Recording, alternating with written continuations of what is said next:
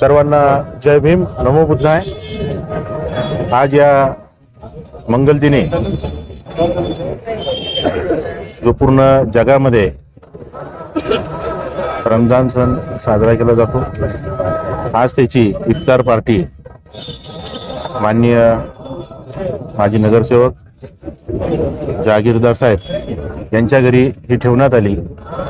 या ठिकाणी सर्व जाती धर्माचे धर्मगुरू, सर्व जाती धर्माचे लोक या ठिकाणी जमलेले आहोत।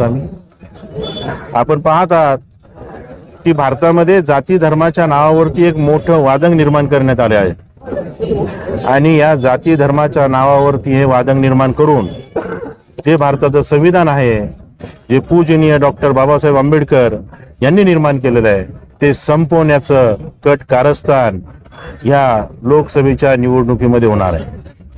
त्यासाठी आम्ही वेगवेगळ्या जाती धर्माची पंथाची जी लोक आहोत ती इथं जमलेली आहोत की आम्ही सर्वांना सांगू इच्छितो की जे आपण वादंग निर्माण केलेलं आहे, जाती धर्माचं आपसामध्ये जे मतभेद निर्माण केलेले आहेत ते मिटवण्याचं काम आम्ही या ठिकाणी करणार आहोत। या ठिकाणी आम्ही एक असा संदेश देऊ इच्छितो की जी लोक सेक्युलर विचारधारेची आहेत, आपण त्यांच्या पाठीशी उभं राहिलं पाहिजे, त्यांना सहकार्य केलं पाहिजे आणि जे संविधान मिटवण्याच्या आणि हटवण्याच्या गोष्टी करतात त्या लोकांना आपण या भारतातून आपल्या मतदानाच्या माध्यमातून त्यांना संपवलं पाहिजे आणि हटवलं पाहिजे।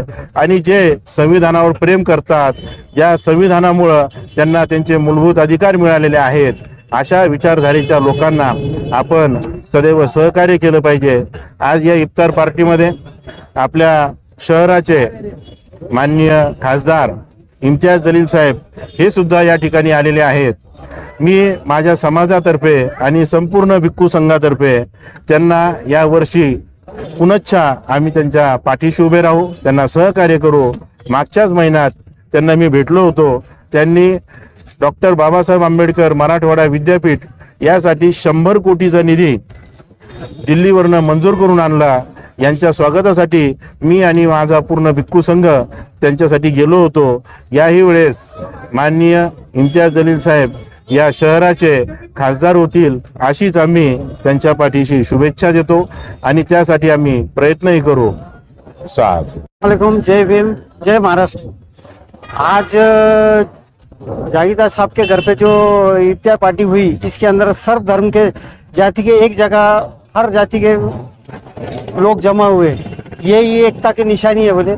और खासदार साहब भी आके गए हैं और आने वाले इलेक्शन में खासदार साहब के लिए हम जी जान तोड़ के काम करेंगे और उनको फिर से चुन के लाने की ये करेंगे। आज के इस इफ्तार पार्टी में जहागीर साहब ने जिन जिन लोगों को बुलाया करीबन वो सभी आए। अरे लोग जो हिंदू मुस्लिम फालतू बातें करते हैं, इस बात का प्रूफ है कि हम सब एक है। यहाँ सरदार जी है, बंती जी है, मैं हूँ और इम्तियाज जलील साहब भी अभी यहाँ से गए। इम्तियाज जलील साहब ने 5 साल में अच्छे काम कितने किए वो सब्जेक्ट अलग रखेंगे। उनकी वजह से किसी को तकलीफ नहीं थी, ये तो हर कोई आदमी बोलेगा कि जिन्होंने कभी भी किसी भी सिंगल आदमी को, इंडस्ट्रियलिस्ट को कहीं पर भी कोई तकलीफ नहीं दी। ऐसे आदमी फिर रिपीट होने के लिए चलो जान से सबने काम करना, हम भी उनके साथ में। अग्रवाल मारवाड़ी समाज का अध्यक्ष हूँ, आज अग्रवाल समाज का अध्यक्ष हूँ और मेरे प्रोग्राम में मैं अग्रसर में उनके स्टेज पर इम्तियाज जलील साहब को एक नहीं 4 बार बुलाया हूँ। मेरे बहुत अच्छे दोस्त है, आज से नहीं पिछले, सब कुछ होने वाला नहीं है, चंद दिनों का काम है। आखिर भाईचारा हमको पहले भी था, आज भी और कल भी रखना पड़ेगा। अगर ये नहीं रहेंगे तो सब टूट जाएंगे, इसलिए सब एक साथ रहना जरूरी है। परसेंट मेरा और मेरे समाज का समर्थन इम्तियाज जलील साहब को जरूर रहेगा। अस्सलाम वालेकुम।